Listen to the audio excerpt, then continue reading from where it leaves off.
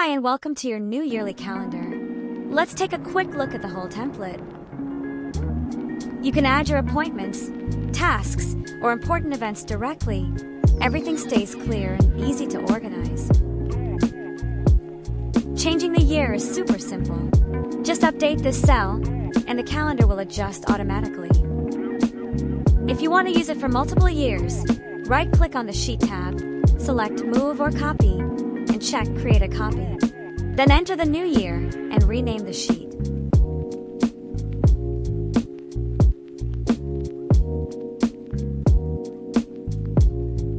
In Google Sheets, it's very similar.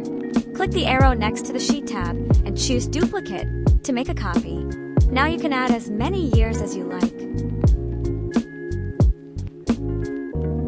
Thank you for watching this quick guide. Have fun planning, and see you in the next tutorial.